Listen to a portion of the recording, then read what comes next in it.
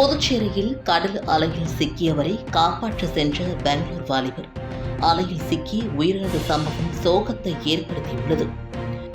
புதுச்சேரி பாஜகவில் இருந்து முக்கிய புள்ளிகள் காங்கிரஸில் இணைய வாய்ப்புகள் அதிகம் உள்ளது என்று காரைக்காலில் புதுச்சேரி காங்கிரஸ் தலைவர் வைத்திலிங்கம் எம்பி தெரிவித்துள்ளார்.